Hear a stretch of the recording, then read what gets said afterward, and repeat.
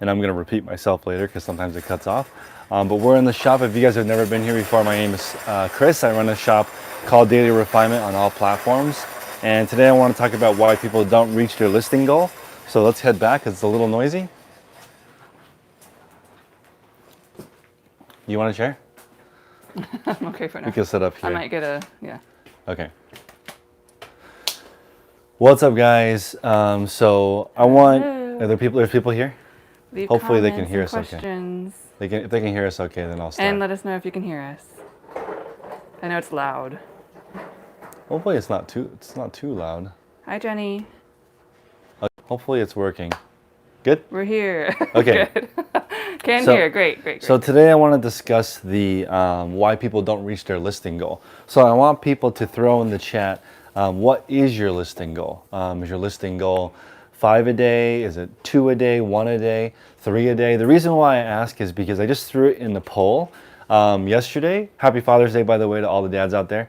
Trying to figure out what people's listing goals are and what stops them from reaching it.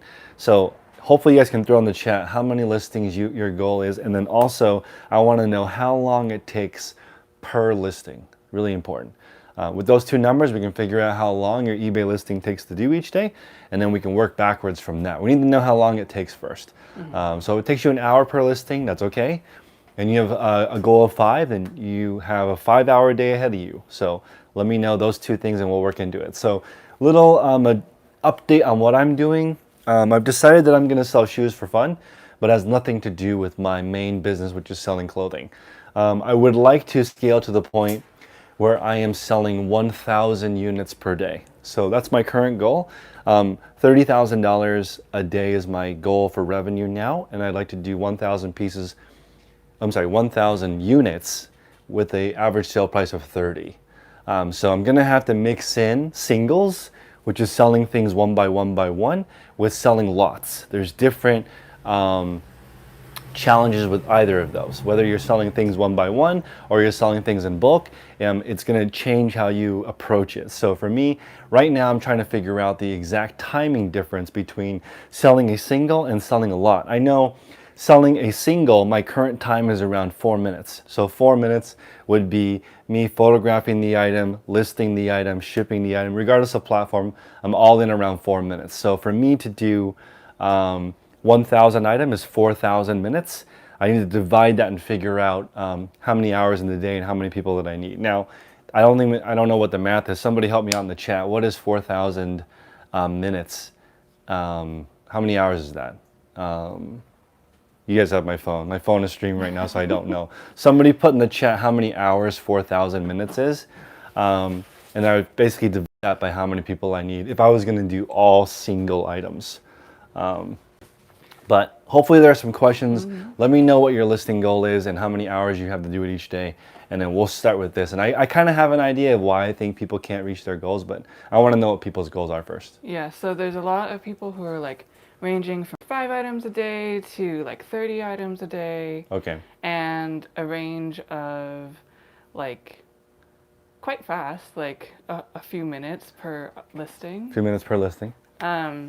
One person was saying that one of the issues that comes up is just the sourcing. They don't have enough stuff to list. Yep. So then they stop listing. Yep. That comes from listing in too many categories. Generally, if you list in one category, you usually don't have any problems with supply from what I've seen, because you can spend all your time looking for something specific and figure out where it comes from. The problem with people who have a difficulty sourcing, in my opinion, is usually too many things that they are sourcing. If you narrow that down to what you're looking for, usually it becomes much faster. And after a while, most people don't have a supply problem. They have a listing problem. So for me, doing this for a while, I'm pretty sure I can get enough clothing to sell 30,000 a day. I would just need to figure out the rest of the logistics. But this morning during the mastermind call, I had kind of an idea. Because I was talking about how most of my friends from childhood are teachers, and they spend all day, it takes longer than my job to just, let's say, teach 30 students. And I was thinking, you have 30 students, there's only 30 sets of personalities that you have to work with. These students are like your customers. You have to essentially give them value a learning module and they try to remember it and do the best they can. That's your job as a teacher, right? To try to serve your customers by giving them the knowledge. 30 different customers. Now here's the thing. If the subjects changed every day, it would be difficult. But if it's sort of a similar subject, it's a little bit easier. That's why like in middle school, you'll see like a geography teacher or a French teacher. They sort of stay on one subject. The everything teacher has a more difficult job because there's so many different things. Now, even if we break this down into being a music teacher, it would be difficult if I was the student and today I play tuba, tomorrow I play trumpet, the next day I play violin, the next day I play cello. It would be hard to develop any momentum because that's too hard to learn all those instruments and you just stay a beginner your whole life. You never get any better at any instruments. I feel like there's so many resellers like that. They know a little bit, they know like scales on 100 different instruments, but they can play none of the instruments well. And I don't want people to do that. If you want to get better at playing your instrument and you have a sourcing problem, it comes from not being an expert in that niche. Whatever category you pick, unless it's really, really, really niche, you should be able to figure out enough supply. And I remember, I don't want people just trying to get by. I want you to make enough money so that you can support another person. I think that's really important. Everyone listening right now, if everyone in America made enough money for them and one more person, we would have a lot less problems. Right now, there's people who aren't producing enough for themselves even, and they're dependent on other people, and that's the problem. I want everyone to be independent and actually in a position to give, which means you need more than you have. That means you have more than you need. So. To answer your question before about how many hours it is, it's 66.6 hours. Perfect. So 66 hours, if I divide that by an 8-hour workday, that's 8 people. So for me to reach my goal, I need 8 people helping me, and roughly at the current pace, if I was going to do only singles, so single, one at a time, all 1,000 items, I would need 8 people to accomplish my goal. I would like to not have 8 people because I really like having a smaller team, although maybe the reality is I need 8 people. So 8 people is nice because I know they say it's really nice having a team where you can share 2 pizzas, and that's when people are the most happy. I think that's a team of 9. So if you have a company where you work at it and there's 9 people and you all know each other, like 2 people where you drive each other crazy, but like 9 people is like a nice mix of, you know, what did Sally do today? What did Thomas do today? And you can get a little bit of fun. And working by yourself has tremendous challenges. A lot of people who are listening right now struggle with mental health. I don't think you should be alone all day. That's just my take on it.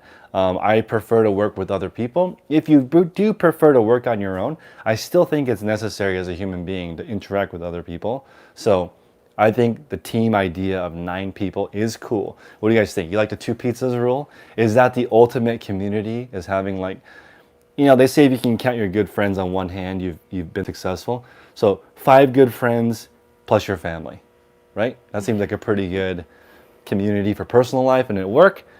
9-person resale is pretty rare. I actually have not seen that too often. So some people said that prep holds them back. Prep holds you back. So this what is are great. some things that hold people back from listing? Okay, so this is great. Let me give you guys an example. I've been talking to a lot of shoe experts. Like I consider myself maybe a 5 or 6 out of 10 as far as shoe knowledge. Now let's say I wanted to sell shoes. This is a De La Soul SB Dunk High. Very cool shoe. So prep would hold me back on sneakers right now because I don't have the different processes. One, I would need to determine what is dead stock and what is not, right? So what does dead stock mean? What does brand new mean? Does it mean the box is in perfect condition, the shoe's never been worn, the laces are perfect?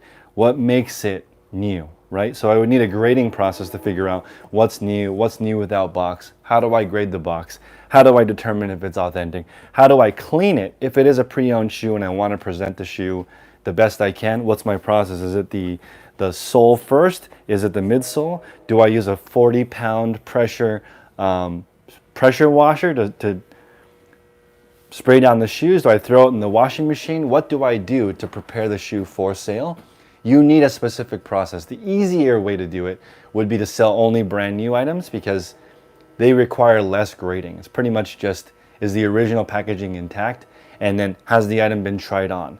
If you're gonna go pre-owned, then I recommend 10 plus pictures, describe as much stuff as you can. It's more difficult, right? So right now I want people to realize that as you're building out your businesses, this prep process really does hold people back. So as an example, Isaiah in the group, I talk to him all the time. He told me that the listing process, photos, 1 minute, listing around 2 to 3 minutes, sometimes 4 minutes. So that now we're all in around 4 to 5 minutes. But his all in per listing is 10 minutes because he spends 5 minutes shuffling items around, going to the storage unit to find stuff, coming back, cleaning. So he actually spends more time prepping than on the actual reselling part. So that part needs to be totally streamlined. How I would do it for shoes is I would have a station where I inspect, maybe have an inspection card. If I really wanted to go in depth and be top shoe seller, investigate everything, test everything, do the shoe test. Are these shoes, how damaged are they? How worn are they? Make everything legit. Then I would photograph them and, I'm sorry, if I needed to wash them, I would have a drying rack. So I would go from grade, wash, dry, list, store. I would have this same system right here, and that's why I'm right-handed, so I go from left to right, but it depends on your system. But I like to touch items just one time. So if you want to look to the left here, we'll pan out in just a second. But the items coming in, they come in a box, and the boxes are to the left here. So we actually took them out of the box, put them onto the racks, and then listed them. So for me, all in on the listing part is around 1 to 2 minutes to list. And then research part, 1 to 3 minutes to research the pricing. So it's pretty much the same for all resellers out there. You need to know how long it takes. That's really what's holding people back, because they don't know how long it takes because they don't have their processes set up. So it takes a variable amount of time. But imagine how frustrating it would be if you went to work, or if I told Christy, you know, some days, I know you have an 8-hour shift today, but today you're going to work 19 hours. She would not like that because it's not as advertised, right? So if your reselling is supposed to take 5 hours, but then it takes 19 hours because you're not organized, you're going to be upset and then not want to do it. So you need to organize it so you know how much time. I'm trying to get a good idea of how many listings Christy can do, how many can she ship, how many can she present, how is she presenting. I just realized that she's not adequately prepared to present clothing items, and that's my fault because I haven't provided the right training. So right now, we're going to be working on it together, learning about materials, item specifics, and that's really how you sell it. You want to know if you're selling shoes, insole material, exterior material, you want to know the length of the outsole, insole, who makes it, brand, you want to know the different styles, you want to know what's on trend, and selling a higher end shoe, like what the LeBron is going to require more work than just a basic shoe. So it depends on what you're doing. Also, I recognize that I was going to try to integrate shoes into my business until I realized it's just a hobby. It's just for fun. And that's why right now I'm only buying shoes that are my size, because it's fun. I realize it's the opposite of running a business. So I wanted to just contrast for you guys. This is for fun, and a lot of people resell for fun. But I want to give you the tools, so if you want to run it like a business and support yourself, that's different. Fun, support yourself. My loony bin says, I do no prep, but I reflect that in the price. But to me, I don't like wasting time with prep, so I feel like it's break even. That is one way of doing it, but I don't recommend doing it that way. If you don't prep anything, you don't sort anything, the prices you get are really low. So it's definitely worth it. If you're going to be in a category, any category, people want to know what it is. The less you advertise, it's like, I kind of look at it as catfishing. Like, it's like not as advertised. People buy it and they're totally disappointed when they get it. You're going to have a lot of that if you don't grade it. The opposite would be in person, you show the person every single aspect of the item. They look at it, they make sure they love it, then they pay you. That would be the opposite experience of someone that just says, I took it out of the box, took these photos, it is as it is, see photos for description, see photos for condition, thank you, bye. No returns. That's the worst possible experience. You can't really even see it. That's like the storage unit auction. You go there, they don't show you anything. It's just a bunch of boxes. Some are open, some are closed. You don't know what it is. You bid $4,000 for the storage unit. It's worth $20,000. That's the worst possible experience you can have. So the more prep you can do, And I'll tell you what the most prep is. It's singles. It's saying, hey, I have this Old Navy dress shirt. It's plaid. It has 3 colors, blue, orange, and yellow. Actually, 4 colors. It has black. It's the everyday shirt. It's the regular fit. It's built-in flex. It's 100% cotton. It's machine dryable. It's men's medium. The measurements are 21 inches pit to pit. Excellent condition, no damage on the cuffs, but do you really want to go into that detail versus just saying Old Navy shirt, thanks, $2 free shipping, right? So it depends on what kind of effort you want to put into it. But my recommendation is if you want all the money, all the work, if you want a tiny bit of money, then no work, just say shirt, $1. And you'll probably still sell it even with no description. But the only other identifier I think would be medium. If you go, men's shirt medium, $1 free shipping, you would sell it without, maybe you don't even need a picture. So like that's just something that you get what you put into it. Jenny has a question. Yep. If your sales are down and they hit their listing maximum that they Yep. can do you still carry on listing? Yes. So, but it's important to think about this. Yeah. Your sales are really important. You have to think about what goes into your store and what goes out of your store. If you're not getting regular sales, it might make sense for you to lower your listing goal to just 1 to 5 a day and correct your store. We just did a podcast, Tech and Sports and I, last Friday. You can listen to it. It talked about 5 different strategies to do when your sales are slow. The worst thing you can do is keep pumping garbage into your store. That would be a terrible way to approach it. So I'm going to give you guys this example. We are getting insulation done in our house. The guy charges $100 an hour to do it, right? So what I consider listing is like a lead. It's an opportunity to earn money, but it's not a sale. Okay, so let me give you guys an example. I requested a quote on Yelp. It went out to 5 different people who do insulation. That's a lead. That's not a sale. So if you were an insulation person, you could say, I want to call 10 people per day to try to get business, right? And out of those 10 people, X amount of people are going to sign up for the installation services. That's not a sale though, right? A sale is you have an appointment, you go, you do 2 hours of installation work, you charge $200. That would be a sale. So listing is not the same as a sale. You can't tell your husband or your wife, I listed 20 items today. They can't pay for anything with that. That's not groceries. That's not your gas. That's just an opportunity. That's a lead to earn money. You still need to convert that lead into actual money. So it's better to lead forward. How many sales do you have per day? 5? 5 sales per day, but you're listing 100? Huge problem there, right? Reseller Nirvana, you should take your time. I actually think in the beginning, you can have negative growth. When I was growing my store, the Reseller Nirvana store, some days I would list 5 and sell 7. Because all listings are optimized and I'm in that beginning learning part trying to make sure the items turn over. So sales are more important than listings. If your sales are bad, right? Sales are trending lower, do not keep doing what you're doing. That would be a complete disaster.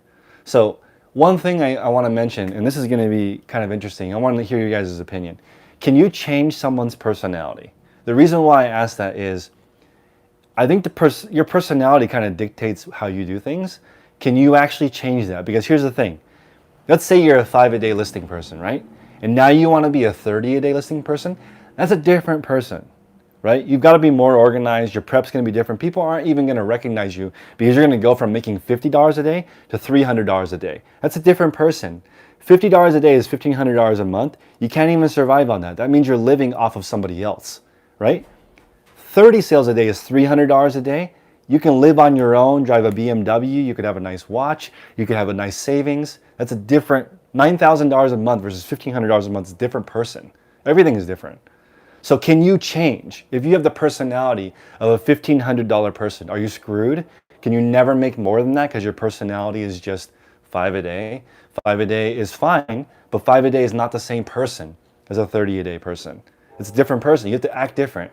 If you act the same, in your listing 30 and selling 2, listing 30 and selling 2, that's not going to actually change. You have to change what items are going into your store and how you adjust. If you're only selling 2 a day, I might list 3 a day and go back and fix my store so I can increase that, especially if you have a bigger store.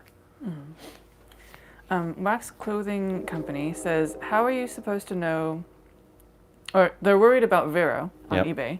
Yep. Do they pull genuine secondhand items? How are you supposed to know which ones, or is it just a lottery, like random? Okay. I need to make a separate video talking about this, so Christine remind me. Most people who are doing under $100,000 a month don't have anything to worry about. Because all of eBay is random items. In fact, when you list on eBay, you don't need to prove where you got it. Okay, period. You could list a Fendi or an Hermes piece or a Lamborghini or a Ferrari, and they don't ask you, where did you get it? They don't ask you that. You can list anything on eBay. Here's the thing though, when you start making it a pattern, right? Now you sell 10 Lamborghinis per day. They're like, where did you get these? That's where it starts to happen. So VERO can happen to every brand. It starts to happen at a certain volume when the brand starts questioning, why does this person have so much of our brand? That's where VERO comes from. You just sell one or two random Nikes or one or two random pieces, it doesn't matter. They're not going to come after you. Now here's the thing. You could list one Chanel or one Montclair or one Patek Philippe watch. This is not that. People are going to wonder where you got it because it's still hard to acquire that. Chanel is notorious for ending items that are authentic because they're like, why are you selling it? The people who buy Chanel don't resell for the most part. Some do. I know women who would never sell a bag ever. That's just not their personality. They're not resellers. They buy bags to collect them. They never sell them. They will be available at their estate sale one day. They never sell. That's a typical client. So a Montclair person that's buying this jacket in a cold weather place, usually that's not a reseller. So Montclair just has this policy where they just end every single jacket because they're worried about it. But for you, most likely, any VERO violation will not suspend you indefinitely. It's when you start doing a really high volume and the brand gets pissed off, or I think what happened to me was managed payments gets pissed off. Because when I got suspended, I had a meeting with eBay, right? The community director from eBay, the lawyer for managed payments, and the lawyer for eBay had a little powwow with me, and they told me I'm not allowed to sell on eBay anymore. Now, managed payments was there, not Nike, right? Nike, they didn't say, you know what, Nike wrote us a letter, and they said that you're selling too many Nikes. I don't even think Nike cares. I'm not even a big shoe seller, right? So I think that me selling like 100 pairs of shoes a day doesn't matter.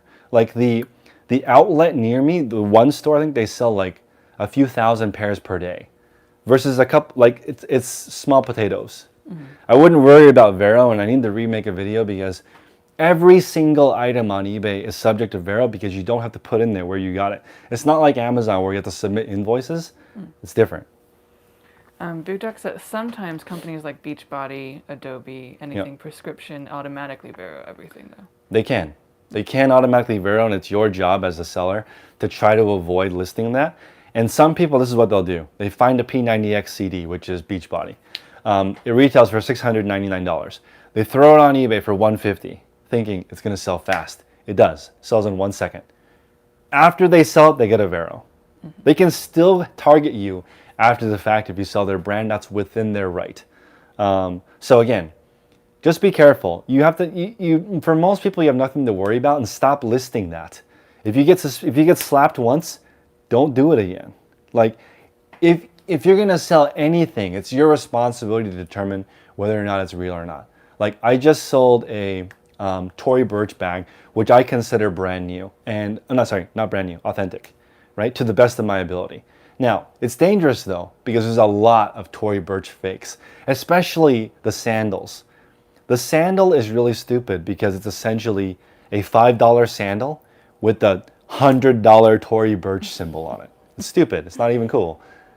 That being said, the amount of fakes for that sandal is staggering because it's so easy to counterfeit, right? If you're trying to counterfeit De La Soul dunk, it's very hard. There's a lot of intricacy. It's more difficult. Less fakes of this than a Tory Burch, which is just literally a Tory Burch symbol glued onto a sandal. So it's your responsibility, whatever you sell, to fully understand what you need to do to become an authorized or respected dealer in that service. There's plenty of sellers on eBay that sell Chanel, Montclair, and I would think that there's probably someone out there They can sell one of these brands that you're talking about as an authorized dealer. I bet there are websites that can sell P90X, Beachbody material. I bet there's brands and companies that can use the word Velcro, but they have permission. John D has a comment. Yep. He says, we just had 2 return requests this weekend, both for item doesn't fit. These were Yeah. closed and cited in our favor. Yeah. Is this a good reason to support not doing free returns? No, because you get a 10% discount on the final value fee if you offer free returns, and you can offer a 50% partial refund if the item comes back in a different condition, and you get better search placement. So like, free returns makes you money. So it doesn't, there would be no reason to, if every single item came back as doesn't fit, that's a you problem. Because even in clothing, I think I had a 1.8% clothing return policy once I fixed all my listings. The big thing is you want to show pictures of measurements, right? And you want to have some verbiage in there. Is it verbiage? It's spelled verbiage. I think it's verbiage. Verbiage. Okay. You want to have some verbiage in there saying, please measure your favorite garment and compare. That little sentence might save you 1% in less returns. You also, if you can take a picture of the actual measurements and let people know you have the item in hand, and if you put in the description, this looks like it's shrunk a bit, you're covering yourself the best that you can, right? So that's all you can do. Free returns net you money. It's made me thousands and thousands of dollars because of that discount alone. Feel free to ask questions in the comments. Yep. Do you want to talk more about what stops people from listing? Yep. Okay. So clarity is huge. Like, not knowing how long it's going to take really is the big one. And then number 2 is just it's the amount of time not being a regular thing. So here's the thing. Everyone that's good at anything, it's just because of one thing, which is they have had an unusual amount of practice. That's it. If you want to be good at something, you have to have an unusual amount of practice. So for me, now selling like over 100,000 items in my career, I have a lot of experience. I know like how to organize it into my schedule. So right now we're averaging around 200 sales per day, and I've got to adjust it so I can get 1,000 sales per day. I know kind of how to do it, and now I need to figure out my schedule because it takes us X amount of time to do X amount of listings. You have to think about it modularly, and I think that's really important. Like, you can tell your significant other this. I'm listing 20 a day with a 3-month sell-through rate. Okay, so that means on day 91, if you know your numbers and you know what category you're in, you'll start getting 20 sales a day. That's 3 months later with a 3-month sell-through, never missing a day, 20 a day of the same thing. With that metric in mind, you can tell your significant other, it takes me 4 hours to do the 20 listings, and now they can start wrapping their head around it and then take your business seriously. If you don't know how much money you're making hourly, it's fine. It's just that no one will take you seriously. Like, no one goes to a job without knowing how much money they're going to make. No one does that. Like, if you're an hourly worker and you're not commission-based people go to work and they still kind of know how much they're going to make. So let me tell you, when I worked for Lexus, I made between $600 and $800 per day on average, and it depended on supply. I would make closer to $800 a day, about $100 an hour, if we had the supply. If we didn't have enough cars for me to sell, then all I could do is just twiddle my thumbs and wait for more cars to come in. And that's why I decided I don't want to be in the industry where I have to wait for leads to come in. It sucks working in a store and there's no inventory. So but it's pretty close. I would make between $600 and $800. I know that I'm making $60 to $100 an hour at work. So I have kind of an idea. You have to have an idea how much money you're making per day. And I think that people, I don't know, they don't know how much money they're making. So if you don't know how much money you're making, you can't schedule it into your day. And I think that another thing that people don't do is they don't have anything to look forward to, and they don't know why they want the money. This is like really odd, but like, if you don't know why you need money, you won't make any. Like, you have to know. The people who want to retire early know where every penny is going. The people who want to, even as simple as like you want to buy a new car, that's great. That's a great goal because you can work back how much is the monthly payment? How much do I need to make? The bank wants you to make at least one make at least 7 times more than the payment, right? So if you want a $300 car payment, that's like a $15,000 car. You've got to make at least $20,000, $30,000 a year to afford that car. And you start to work backwards. But with no goals, I think the main thing is that people don't think about how to make reselling their independent thing. That's why it's easier to do 30 a day than 5 a day. Because people who do 30 a day are really focused, systems, planning, schedules. 5 a day you can do anytime. You can do it in the morning, you can not do it at all, you can make it up. You can't make up missing 30 a day. It's too hard. It's like, it's too much work to make up. You have to do it on a regular schedule. A regular schedule is huge, and I think people are allergic to schedules. They hate it. Christine comes here at 10 o'clock so we can make a video once a day. It would be much more difficult for her if I said, I'm going to tell you the day of what time to come in. Yeah. It'd be really hard. It's easier if she comes in 10 till 1. And if we want to have one day where she can work from home or not have to commute, we've got to be extra super duper 25% more productive the other days so we don't have to do that, right? So today, after we do this live, we're going to try to film a video after that. That way Tuesday can be our planning day. I'm moving towards this direction. So you have to kind of have an idea of how much work you can get done so you can kind of adjust the peers and, or what, not peers, the levers. Adjust the levers in your business to be able to make it work. But right now, I can sum it up. Most people don't have a life that's exciting enough to try. Like you haven't designed a life that's exciting.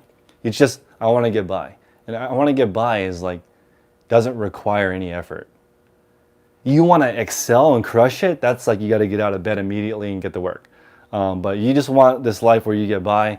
I don't know if I can help those people. Like, I don't want people who listen to this channel of make progress daily, but every single day you make 0 progress. That's a wrong channel. But still stay subscribed.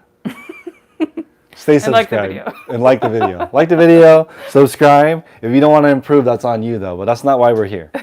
That's not why we're here. Jesse has a question. Yep. Is there a way to be doing shipping better? I just print them off eBay and pay whatever they say. Oh my goodness. Of course. Trying to get cheaper shipping comes down to understanding the different dimensions and weight of your package.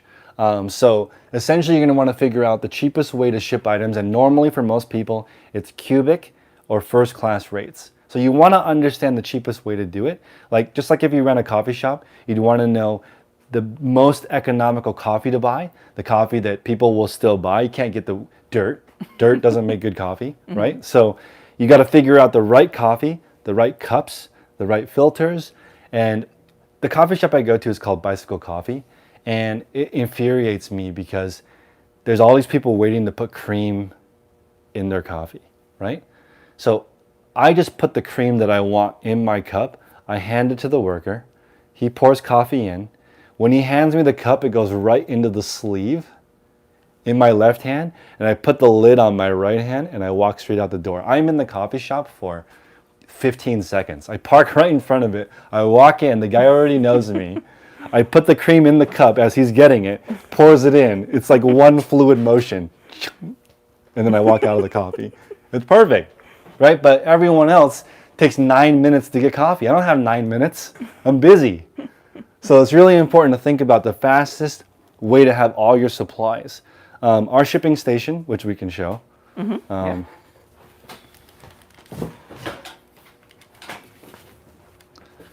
Oh yeah, you can help me. I need to make boxes. Photo Let's do it.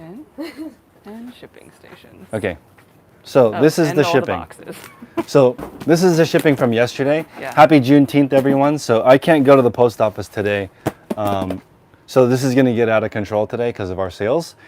But I understand on my platform there are different shapes that make sense. So for example, on Whatnot, the majority of our items ship in box number 7, which is the post office's large non-flat rate box. So the larger orders go in these large mailing boxes, which is box number 7. The shoe box goes for a slightly smaller order. And then I have UPS orders that ship in a 24 by 18 by 18 because it's cheaper to ship UPS ground than it is to ship the post office. So all the supplies will go this way. Yeah, lighting's better. all the supplies that we need are all in one place. So I can stand here and do all the shipping. This morning I shipped 19 packages in 30 minutes. So that's these giant packages. When I was shipping just poly mailers, it would take roughly 21 seconds to ship an item. So that's me knowing every single item, first class mail, priority, the cubic shipping, the rates, the different sizes. I memorized all of that, and all of our workers know that too. They know what box, they know how many fit in each box, and knowing this is key, because if you don't know this, your shipping costs will get out of control, and you need that money to reinvest in the new inventory. So really, really important to understand dimensions and weight. You're good, Christy. You're good. Christy, do you mind making like a whole thing of these? What? Do you mind making a whole, like these boxes? Yeah.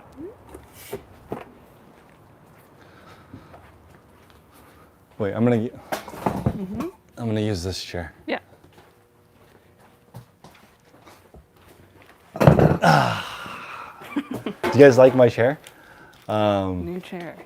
Yeah, it's kind of out of place in this warehouse, but we went to World Market and I sat in this chair and it was pretty comfortable. And I don't find chairs that are that comfortable very often. I don't know if it's because of my shape, so I just bought the one on the showroom floor. And you can always ask for a discount for the floor model. And I realized, pretty silly idea to have a white chair in a warehouse. This chair is going to be black in less than a year, but it is what it is. It's my Q&A chair. Yeah, that can be a Q&A. Yep. Let's see. Michael had a question earlier. Yep. What would be the best way to become a buyer for resellers? I already have knowledge in sourcing routes and inventory, just need to figure out how to find people. I'm also willing to ship. That's challenging because most people, 43% of resellers list less than 5 a day. So you have to find the 8% of resellers that list more than 30 a day, and they have to be local. Like, shipping is really hard. I've been trying it, and the people who ship items to me, it eats up a lot of their profit. So like the local person is really going to be where it's at, and also you can cater yourself exactly to what they need. So for me personally, it's a bit challenging because I don't want to source all the same brand because that's too dangerous. I'd rather sell like 30 different brands, and I'd like them to be all kind of lower end. I don't want to sell the higher end stuff, which means that you have to do a lot of volume because I want to buy cheaper items for really cheap. The higher end items can get you into trouble because those brands don't want you selling their stuff. If you had 10,000 pieces of Patagonia, Patagonia would come knocking and be like, where did you get all this? Right? So it'd be better to have 100 pieces of Patagonia, 100 pieces of North Face, all pre-owned, not new stuff, so that you don't get in trouble. So I would say if you're trying to be a buyer, one, be an expert in that specific niche, and you can go into our Facebook group and look up the zip code strategy for finding supply, and look for big sellers in your area that live in your zip code or in your region. Just type in like within 100 miles of where you are, and you can do a once a week drop off. I'm trying that now. There's been 2 people who drove here, one person all the way from Oregon, who wants to drive here once every 2 weeks with a lot, and it depends on if the numbers work or not, and the ASP has to be high. The person driving in from Oregon, it's literally unbelievable. Like every single item is like really expensive. So I wonder, and it's all pre-owned. It's all stuff from the Goodwill bins. So my guess is this person is spending 40 to 50 hours a week at the Goodwill bins, picking and cherry picking only the best stuff, and then they're going to come here and drop it off. And that arrangement, I don't know if it's going to work out or not. I have the first 400 pieces, but it's amazing. All of it is ready to list, so I don't have to sort it or. So I would say if you can deliver stuff that's ready to list immediately, that's going to be huge. For my wholesale, I'm trying to do that. Items show up, they're prepped, they're packed, they're organized, and they're ready to go. So the person can immediately get the listing. Mel Martin says, when I ship first class, it is always more than the buyer has to pay. Why? Because you get a discount. So the eBay rates are based on retail rates, but you get a discount for being a top rated seller. So I would recommend, you can in the shipping settings pass that discount to the buyer. I wouldn't do that, but you can. I If you think feel she's bad saying about that it. she pays more than the buyer. Oh, she pays more than the buyer. Like the buyer pays, but then she ends up having to pay a little bit more. Well, this is a bit confusing because there's two reasons for that. One is you may have flat rate shipping, so you charge $4.99 for shipping, but shipping ends up being $5.63. So if you do calculated shipping, it'll never be more. If you use calculated shipping on eBay, the customer will always pay more than you pay, unless your settings are messed up. So calculated shipping, customer overpays, you set the shipping, you might overpay. And for me, in my experience, me overpaying is fine. I don't mind because it encourages buyers to buy more than one item. Andrew says, started eBaying February 22, do bins, thrift, and yard sales. Sold 300 items so far. Margin is $9 to $15. Only way to grow is high volume. Any ideas for online sourcing? Online sourcing is challenging unless it gets delivered locally. I would use govdeals.org, the government website. I realized that sign I posted on my Instagram is a scam. I posted on my Instagram the sign that was posted everywhere in the Bay Area saying high-end auction, Lamborghinis, Van Gogh, like all this crazy stuff. Please call us to make an appointment.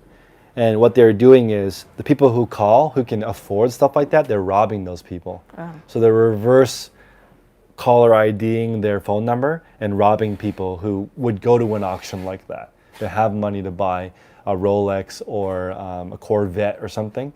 And I didn't realize it was a scam. They put those signs everywhere. So don't fall for that. And the question was online? Yeah, any ideas for online sourcing? So I'm glad that you came to that realization because I did too. I think you need to scale to do volume. I think you either need a full-time buyer, so someone that goes out looking for stuff for you for your specific store all day, because it takes a full-time effort to source a lot of items.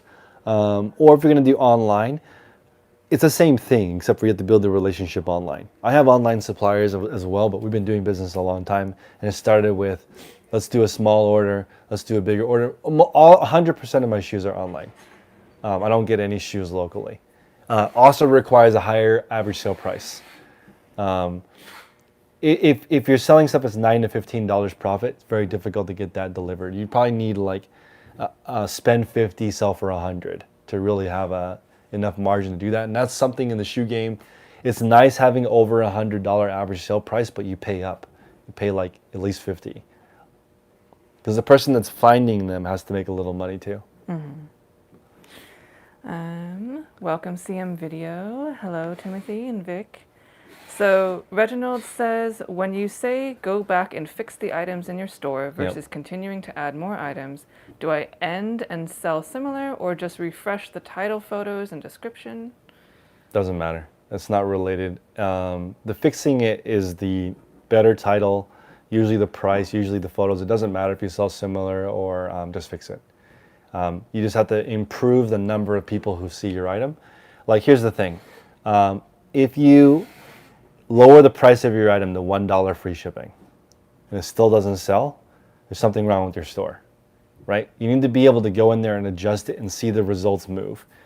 What happens is people will go back and adjust their sales and nothing happens. I'm sorry, they'll adjust their current listings and the sales don't improve. That's because there's something wrong with your listing. You need to go back and adjust it so it does move. If I did an 80% off sale, I might sell, Tech and Sports has 50,000 items. If he did an 80% off sale, he might sell half the store in one day. If you do an 80% off sale and your sales don't go up, that means no one's finding your listings. They're not optimized. So a bad title, bad photos, bad item specifics, poor return and shipping policy. So eBay is not going to let people see your listing. If you adjust your listing and it doesn't sell, then you're doing something wrong. It needs to go back. It doesn't matter if you sell similar or relist. The delist, relist, that's trying to do no work and get results. You have to go in there and be a surgeon and figure out what's wrong with the listing. You can't just delist. People love the shortcuts, but that doesn't do anything. PK Zenk says, Chris, we've always found listed items completely gone from eBay, yet we'll find them still listed on our Poshmark, for example. We have them, but they just disappeared. Any ideas? Yeah, definitely. That's from either people canceling the order and you not relisting the item, or poor organization. Like I've listed 78,000, I mean, a lot. 78,000 items on eBay has never happened to me. Like it just comes from items being canceled and you not relisting them, or you not keeping track of your own inventory, or the old, like usually this is what happens from people who don't photograph and list in the same day. That's like a huge thing. If you photograph items and list items on two separate occasions, you don't do it together, a few things happen. You have items in your store that are double listed or triple listed because you don't remember which ones you listed before. You have items that get never listed in the first place, right? And that happens especially with people who cross-list separately. Like, depending on what your software looks like, sometimes if you'll have an item on eBay that's a draft. It doesn't actually get launched onto the site, but gets launched on the Poshmark. So I never recommend you list on more than one website unless you have the exact same item in multiple quantity. It doesn't make sense. Because if you're going to list two items, and instead of listing two items, you list one item on two platforms, you're making half as much money. So I'm a huge anti-cross listing. I hate List Perfectly. I hate Vendoo. I hate virtual assistants because they harm resellers. I used to think it was good, but now I realize that you make twice as much money if you list two items on one platform than one item on two platforms. 1 plus 0 is not 2. 1 plus 1 is 2. So people don't want to hear that, but I'm just telling you, I went from $40,000 a month to over $100,000 a month, and I don't drink anymore. I'm not stressed out anymore. I never lose items. Nothing's ever double listed. Nothing double sells. I don't have items that are missing. All that comes from being disorganized. eBay does not lose listings. But even if they did lose listings, who cares? It's just like such a small amount of your business. You're worrying about, let's just say they lose 10 listings a year. What's the point of caring about that? You could use that same amount of effort that you're caring about that to list 10 more items. The 10 items that were missing, it's not like they went away. You're going to find them. If you have an inventory system where you go back and check, you'll find them and relist them. It's an insignificant part that people worry so much about, but it's the anything but work club. This channel is work. Anything but work is everybody else's channel. I mean, as a gross generalization. But I don't care about not working. I want to work or go hang out with my family or friends, or I don't want to do that. I don't want to not work. Like if I'm at work, we might as well be working. If we're at work, we might as well be making a video or listing something. I don't want to come here and not do anything. That's why there's no chairs in here. This is not working. You guys listening right now, me sitting right here right now, nothing's getting done. It's a different type of work. Different type of work. Different type of work. AA has a question. Yep. What stops potential buyers from counter offering? Question of the day. Couple things. Number one, they only have that much money. Number two, they have a certain budget. Number three, and most commonly, there's somebody else selling the same thing for less. Or let's say like there's a Patagonia jacket, really beautiful, $75. They offer you $50. You counter offer $65. They decline. They buy a $50 North Face from somebody else. That's just the reality. I do that all the time. Looking for something, I offer, they don't respond, I buy something else. I'm looking for that solution immediately. You will get the response, found cheaper elsewhere, or bought something else, or changed mind if you don't respond immediately. So I find that usually people's first offer is their last offer. So be very careful if you're going to counter offer an already profitable deal. Okay, because a bird in the hand's worth two in the bush. I love, to me, it's worth it because you can use that money to buy something else. Like, I sold those Apple shoes for $2,500. If I waited, I could have sold them for $15,000 in my opinion, but I don't care. I've already turned over that $2,500 a dozen times already. I might still have those Apple shoes if I was waiting for 15 grand. It's already profitable. I paid $1. Like, if you're already profitable, get the money, reinvest it into something else. The only like caveat to that would be if you can't buy something else. if you live in eastern Montana and you only do online arbitrage and you cannot buy something else, then okay, maybe wait for all the money. Don't even have best offer. Just be like, the market's 100, I want $92.33 for this item, and I will not take any less because I can't replace it. But you're gonna have to wait. If somebody offers 75 and you counter offers 85, I feel like they just pass. Most people offer 50% or lower. They are clarifying what they meant was if they send an offer, because they're like watching it or something, Yeah. and they don't counter offer, they don't do anything with it. They don't want it. Yeah. They don't want it. There's not enough interest in it. I recommend a minimum 20% off if you're going to try to entice somebody to step up. There's a lot of interest, it seems, on your opinion on rag houses. Christy Smith says, are rag houses a good place to source? Any recommendations on sourcing at these? I heard a podcast where Tech mentioned they are prevalent here in Texas. They're everywhere. Rag houses is where clothing goes to die. It's the last stop before they get turned into rags or recycled into textile again to be used. So they're a great place to source if that's all you do. I don't recommend casually rag housing. It's difficult. It's like looking through a landfill. It's very dirty. It's very hard work. I source before the rag house. So right after I look, it goes to the rag house. So I recommend if you have limited time, you source before it hits the rag house. I don't find that many rag house sellers doing that well because of the amount of time and effort it takes to source at a rag house. It's very difficult work.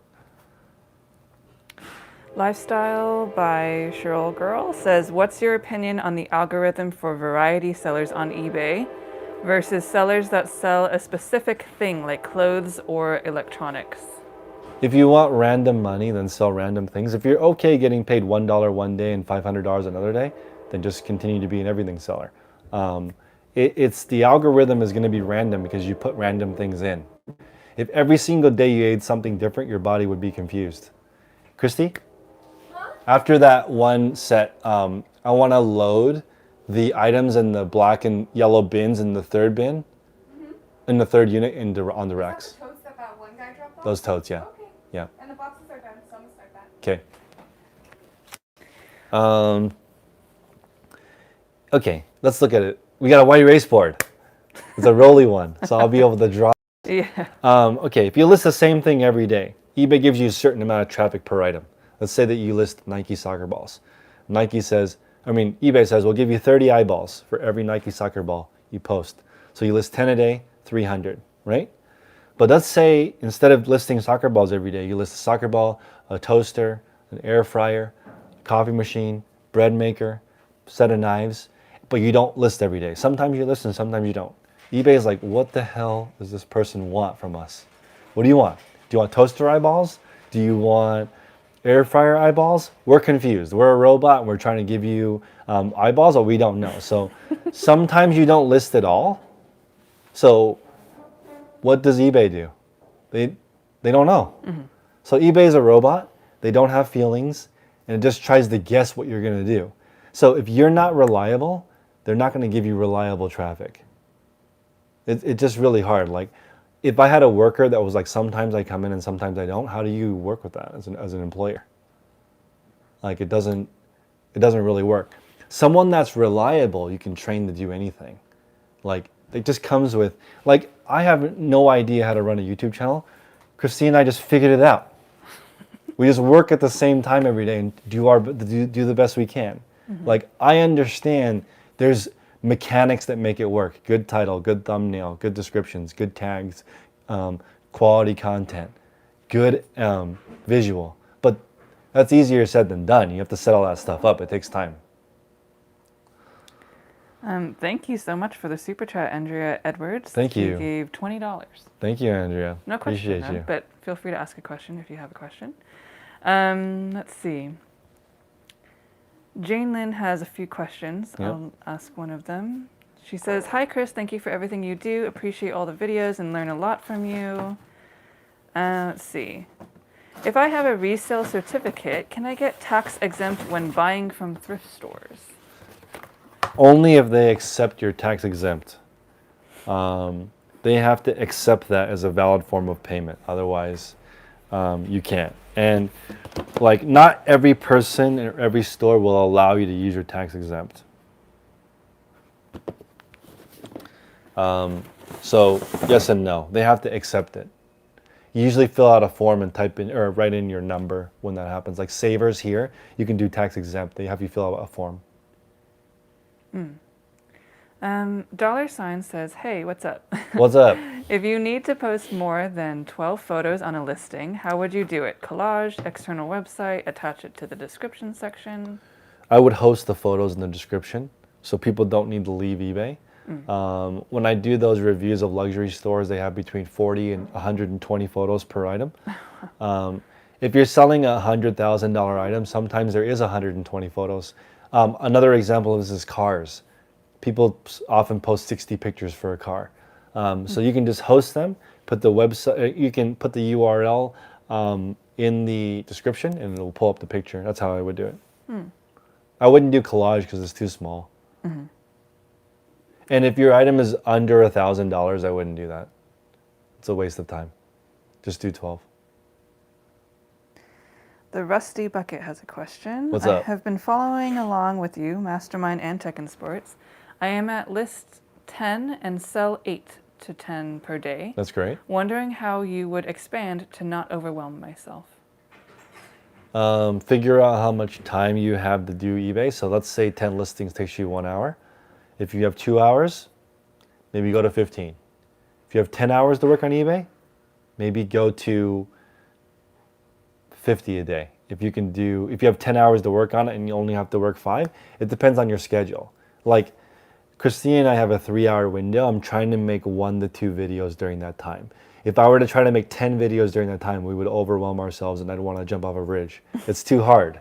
Whatever the amount of time you have is what determines what your listing goal is. I think people are confused with the other way around. Like, I want to do 50, but I can't, so I'm depressed. You have to figure out what you can do and then make a goal that's less than that so you don't get overwhelmed. Like, that's why I want people to know, what is your listing goal? And please put it in the chat. What's your listing goal? How long does it take you to do a listing all in? Prep, listing, photos, ship, all that stuff. And it will determine how many listings you can do. One thing that people get kind of messed up on is, let's say you have 3 hours to do eBay, right? And you can do 10 listings an hour. Do not list 30 items because this is the problem. What if 30 items sell? Now you don't have the systems to put it back and to ship. So it ends up taking 4, 5, 6 hours to do it and you have other commitments. That's the problem. You need to count all in, everything, shipping, processing, and that will really help you do it. So I'm glad somebody did the math earlier. If I want to sell 1,000 items a day, I need 8 people.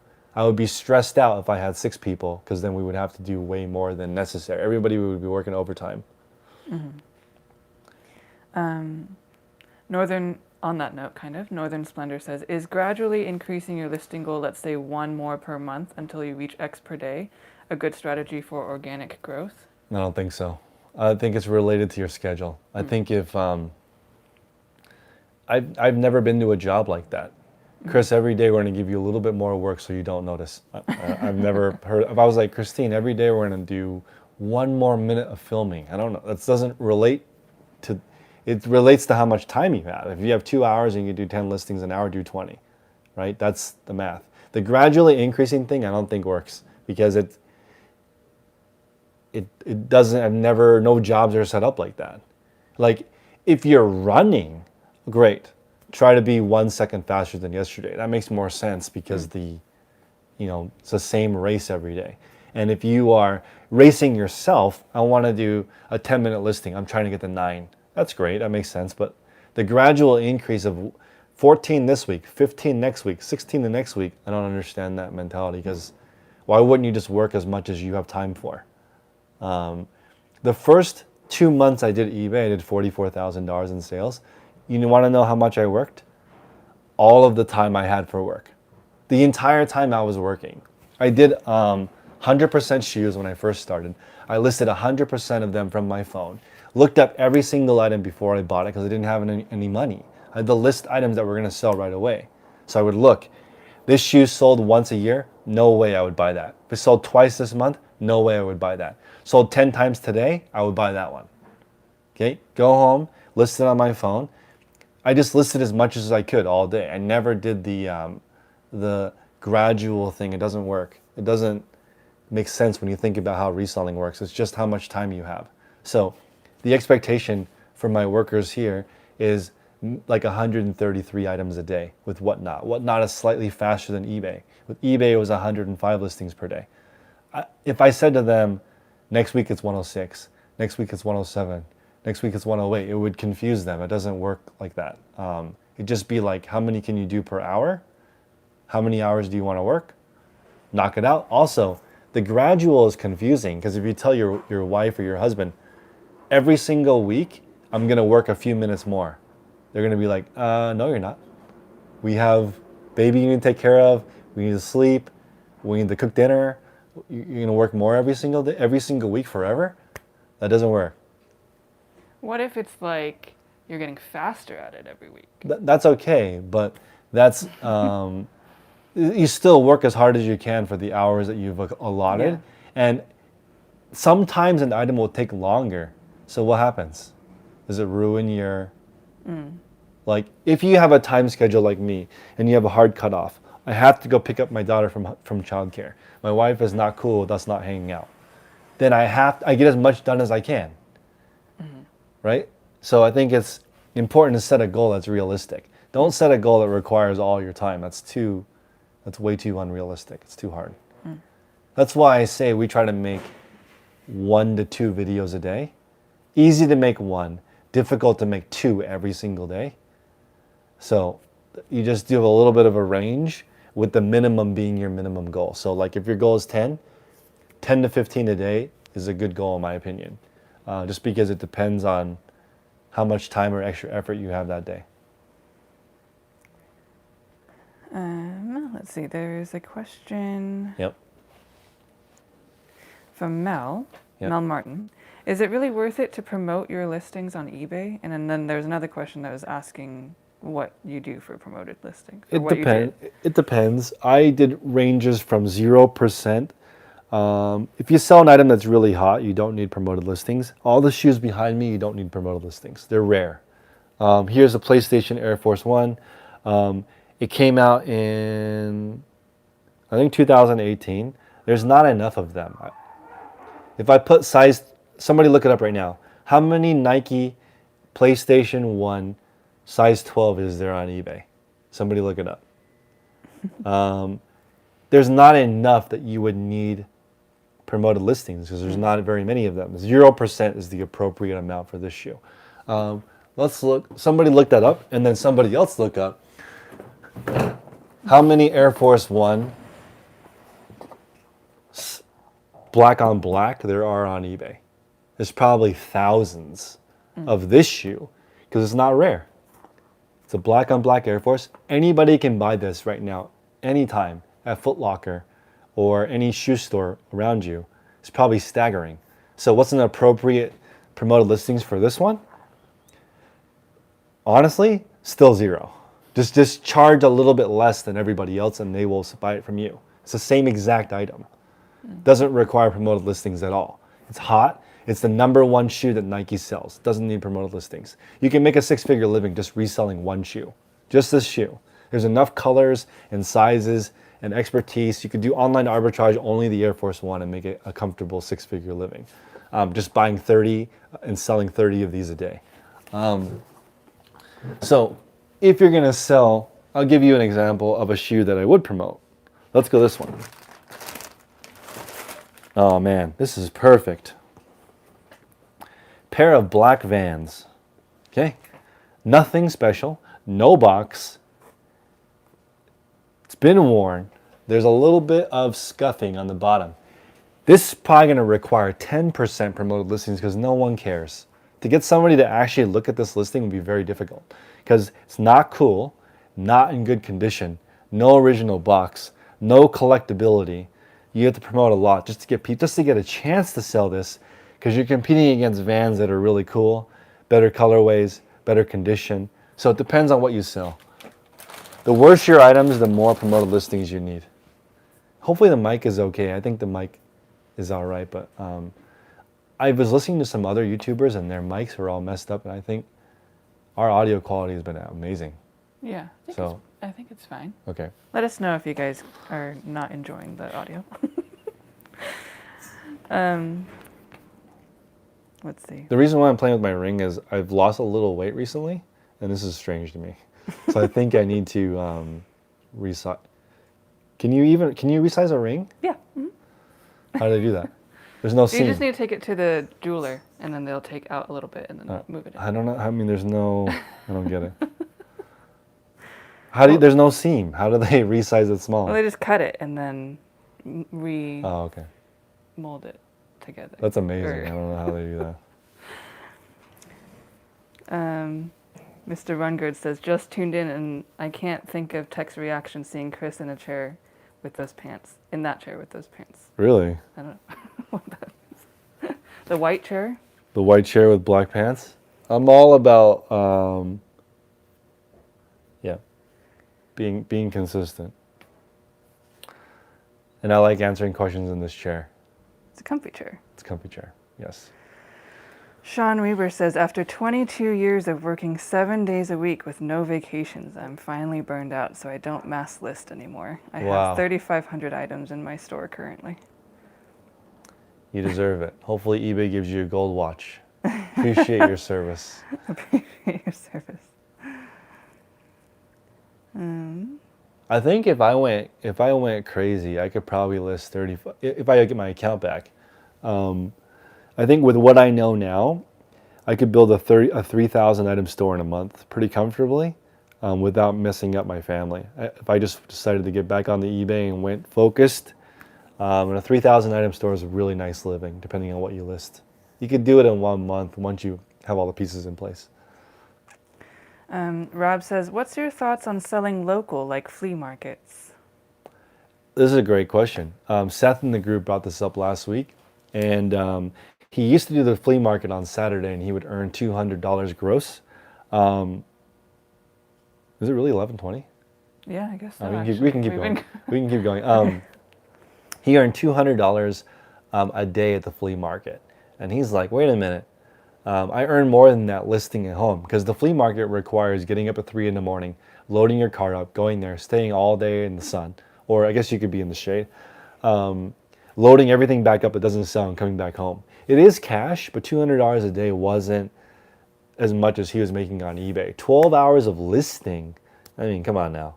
Even if you're listing $1 profit items, that's still a lot more money than $200 in a whole day at the flea market, and you don't need to go anywhere. You can stay at home.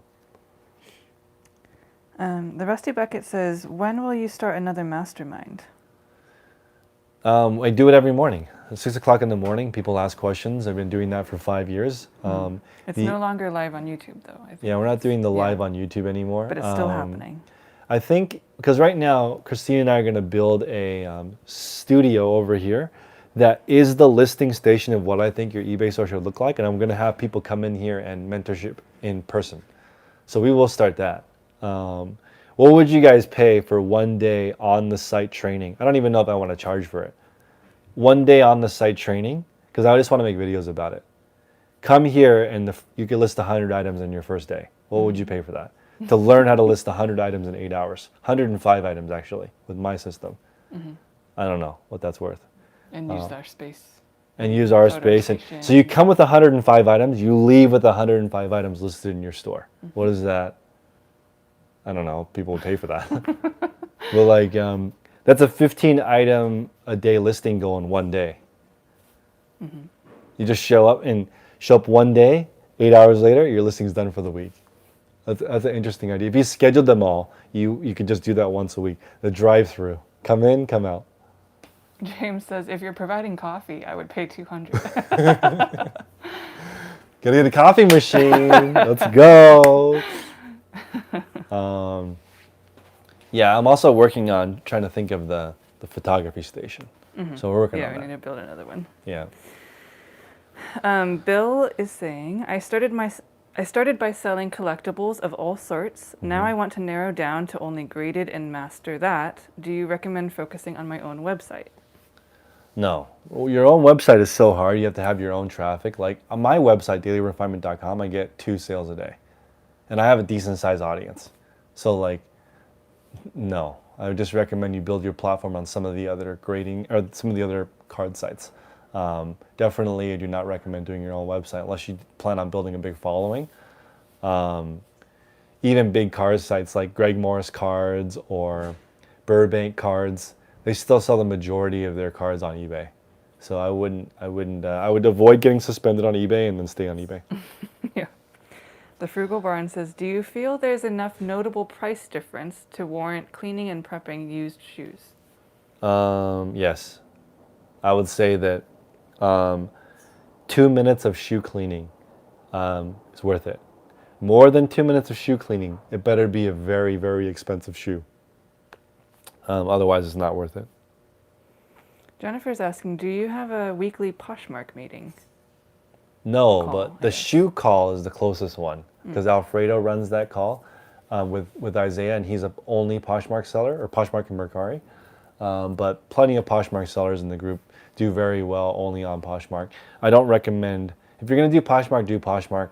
I think closets, 600 items and less, do the best. And yeah, I have zero interest in selling on Poshmark. I was going to try and do it, but like makes me sad thinking about it. So I hate wasting money now that I've learned from tech, and I hate thinking about the time and the money required to operate a bot or a virtual assistant. That makes me angry. I would rather no one sell on Poshmark at all. You don't waste your potential list sharing or hiring someone to share or paying someone to share. You just use that money to buy stuff that you can resell. In a perfect world, there would be no Poshmark in my mind. It wastes however million people are on that platform their time every single month with worthless sharing. I don't see that being a value add at all. I hate it. Neva has a question. When you're talking in terms of time, for example, 10 hours, is that over days or at one time? Doesn't matter. That's great. That's a fantastic question. If we're doing the Chris Lynn Daily Refinement Bootcamp, and I don't want you to come in every day. One day. Come in one day and do the 10 hours and then go home. Don't come back. Every day, I have to see you every day. I don't want to see you I'm just kidding. It's the same. Like, if... It should equal the same. It's more tiring to do it all in one day, but Christine and I could do that. If we wanted to do all 5 videos, she could come in at 6 in the morning and leave at 9 o'clock at night, and she'd only see me once a week. We wouldn't have to do that, right? It works. It's just different. Depends on your schedule. It's a little easier to do a little bit each day. All in one day really will show you how crazy it is. Because like, imagine you've never listed more than 5 a day, and you come here and you do 105 in one day. To put that into perspective, that's an entire month of work for you. An entire month of work in one day. And not even one day, in 8 hours. We can still have breakfast, go get a sandwich, not turkey for me, and then dinner, hang out. Like I was thinking, who was it? Oh, Michelle. Michelle in the group. If she came to visit me, she could come in the morning. We could go hang out with my daughter. We could feed my daughter some blueberries and stuff in the morning. Come here. She could get her 50 listings done by 1. You'll have lunch. And her 50 listings times $10 is $500. That's a decent amount of money for one day's work. And then that's it. She would be done at 1. There'd be no way for her to get in trouble. She would just come, have some food, enjoy herself, list, go home. It's all the other things that people are doing that really confuse me now. Because the greatest gift that Tech and Sports has given me, join our Patreon group, patreon.com/TheResourcePodcast. The greatest gift that he has given me is that I have so much more time now to do other things. I don't have to miss anything my daughter does. She's been alive for like 500 days now. I think I've given her 490 baths. It's fun. You get to do all that time back. The accounting of all that time is huge. Also, almost forgot my sponsor. Is there a lot of people watching? I don't know. 600. Smash the like button. So I need you guys to help me out. 1-800-ACCOUNTANT is the sponsor for my lives. So I need you guys to call them and let me know how the free consultation goes. Don't have to buy anything. Call in, and I want to figure out what your needs are when it comes to bookkeeping and accounting. Because if you have a really good idea of how much money is going in and out of your business, you can scale. You can come to me and say, Chris, my business spends $2,000 per month and we gross $6,000, and at the end of the month I owe taxes on $1,700. How could I minimize my tax bill? That's a good conversation for us to have, because with reselling and running your own business, the government actually rewards you. You can spend that $1,700 that you would normally be liable for tax back into the business. And I'm not an accountant, but you're basically deferring that into the future and don't have to pay it now. The government will let you do that because you're creating jobs, you're moving services. It's like an amazing opportunity. So I recommend everybody try 1-800-ACCOUNTANT. It's a free $200 call. They'll give you a consultation. They're definitely going to try to sell you something, but that's life. And let me know how it goes. Email me at chris@dailyrefinement.com. See how that goes. You should know exactly how much money everything costs in your business. Rent for me is $2,307. I know how much it costs, and I can adjust. Okay, maybe I want a little bit less space, a little bit more. If I want to move into a bigger space, we can do that. What I ideally want is 1,500 square feet in one box. That would be cool for me. And my Whatnot business is pretty efficient, but it would be cool to be able to park my car inside. I like the idea of garage door, park inside the garage, step out, immediately get to work. That's sort of my jam. I would love to roll out of bed into a cold water tank. It wakes me up, get straight to work.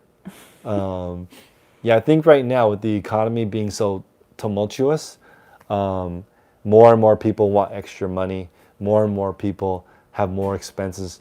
And I think it's just important to be more efficient. The work-life balance, I think, is like maybe 60% work, 40% balance. But one last thought is the people who work the most have the most hobbies. Like, just that's how it is. If you want hobbies, it costs money and it costs time. If you want to go, if you are really into fishing, it's nice to be able to go on fishing trips. It's nice to be able to take a whole weekend off. But you need money to do that, unfortunately. So money can buy you freedom. Learning Arch has a question. What's up? I'm selling almost as much as I list. I have 360 inventory. My problem is I'm getting too much returns and people trying to get partial refunds. What do you recommend? I never do partial refunds, so send it back. I don't want to deal with it's missing something on it, $75. I don't do that. Tech and Sports says he doesn't negotiate with terrorists, so send it all back. And then you just got to do a better job describing the item to prevent that. You can put that verbiage in the description if you like. We don't do partial refunds. If the item is not to 100% satisfaction, please send it back. We have free returns. And that will only boost your sales. Returns are such a small amount of your business. Doesn't matter. Like, I think I had 10 returns a day at one point, and it doesn't even affect me. BHFO has 500 returns a day, and it doesn't affect them. So more returns is fine. That means you're getting sales. Just got to do a better job so that the item sticks. Rachel says, thank you for all the useful info. You're welcome. What do you think the secret is to finding and hiring good and reliable and efficient employees? Reliable work for them to do.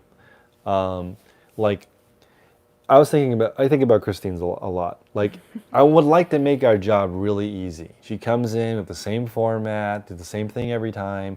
The variety is in what content we're making, but how we make it is always the same. I would love that. It's not organized like that yet. Eventually, though, that will make her want to come to work more often. Other than if it being, like in the beginning, it was really rocky. We didn't know how to do anything. So it just takes time to come up with a system if you want to figure it out along the way. Or I recommend, if I could redo it again, I would have a system before I hired Christine. That way she could just come in, work, be happy, go home, not have a like, the next 3 months we're going to struggle through this. That's not the funnest way to work. I've been happy. She's been happy, she says. She says. We've been working on it together. We're working on it together. But it is more expensive to do that than to have it set. And then if it's set, you can pay a little more. Because you kind of know what you're going to get out of it. And then it could be negotiated. Like as an example, I don't know how to do this yet, but if we somehow made 2 videos instead of 1 to 2, I could pay more, and then, or she could have more time off, or we could adjust the schedule once you know the output. The output's the important part for hiring a worker. So then for someone to help them in their eBay store, having systems like set already. Having systems is huge. Jennifer O'Connor says, I signed up for eBay a month ago to buy an item and my account was suspended immediately and I have no idea how to contact eBay. The email said I have an unpaid item. I literally was on eBay 1 hour. I would just keep trying them. Try Facebook for Business for eBay. eBay Business is on Facebook. You DM them and they should be able to take care of it. They probably have you confused with me and they think I'm you. So they suspended you thinking you were me. But you're not me, so it was obviously a mistake, and they'll let you back on. Gary's wondering, do you have any Canadian resellers in your group? We do. We have a lot of Canadian resellers in our group, but I would be okay with creating a Canada-based call because we're doing UK coming soon, and Mel does Australia on Thursdays. So all Canada call would be great. One of my suppliers is in Canada, and they have different challenges. Like the supplier I have in Canada only ships via the post office to US customers. Doesn't even sell in Canada. So there's some different things that people work with, and I like Kijiji. I think it's cool in Canada, so it just depends on. I think it makes sense for us to create a Canada only call as one of our mentorship calls.